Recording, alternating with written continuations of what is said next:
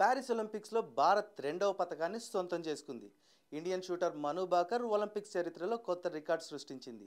Paris ఒలింపిక్స్లో రెండవ పతకాన్ని సాధించిన Manu Bhaker mixed team 10 metres air pistol ఈవెంట్లో సరబ్జోత్తో కలిసి బ్రాంజ్ మెడల్ సొంతం చేసుకుంది.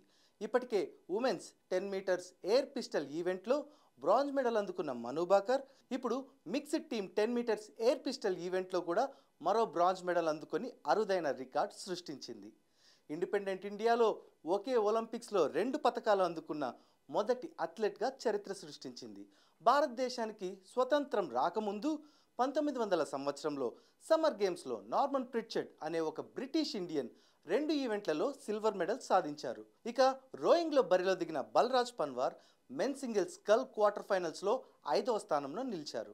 సెమీస్ ఏబీకి వెళ్లాలంటే టాప్ 3లో ఉండాల్సిన పన్వార్ 5వ స్థానంలో నిలిచి మెడల్ రేస్ నుంచి తప్పుకున్నారు. వైట్ సర్ మార్నే నాటికల్ స్టేడియంలో జరిగిన ఈ ఈవెంట్లో పన్వార్ 7 నిమిషాల 5 సెకండ్లలో ఈవెంట్ను పూర్తి చేసినా సెమీస్ ఏబీలోకి ఎంటర్ అవ్వలేకపోయారు. ఇక హాకీ విషయానికి వస్తే కెప్టెన్ హర్మన్ ప్రీత్ సింగ్ వేసిన అద్భుతమైన గోల్తో అర్జెంటీనా గేమ్ను డ్రా చేసుకున్న టీమిండియా ఈరోజు ఐర్లాండ్తో తలపడి గెలిచింది. గేమ్ మొదలైన 11వ నిమిషంలోనే పెనాల్టీ స్ట్రోక్ని గోల్గా మార్చాడు కెప్టెన్ హర్మన్ ప్రీత్. ఆ తర్వాత సెకండ్ క్వార్టర్లో వచ్చిన పెనాల్టీ కార్నర్ను కూడా గోల్గా మలిచి టీమిండియాను మంచి స్టేజ్లో నిలిపాడు. ఈ గోల్తో ఈ ఒలింపిక్స్లో మొత్తం 4 గోళ్లు సాధించాడు హర్మన్ ప్రీత్. మరోపక్క ఐర్లాండ్ తమకు వచ్చిన ఏ పెనాల్టీ కార్నర్ను గోల్గా మలచలేకపోయింది. అందులోనూ థర్డ్ క్వార్టర్ చివరిలో వచ్చిన ఈజీ ఛాన్స్ను కూడా మిస్ చేసుకున్నారు. ఆఖరి నిమిషంలో వచ్చిన పెనాల్టీ కార్నర్ను కూడా వేస్ట్ చేసుకుని భారత్ చేతిలో 2-0తో ఓటమి పాలైంది.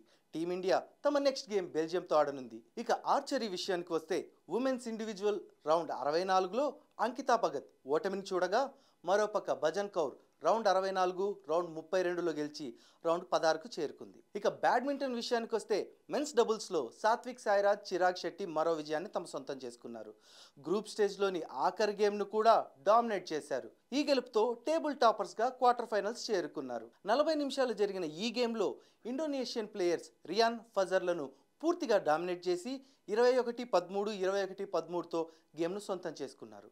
మరోపక్క ఉమెన్స్ డబుల్స్లో అశ్విని పొన్నప్ప, తనిషా క్రాస్టోలు మరో ఓటమిని చవిచూశారు.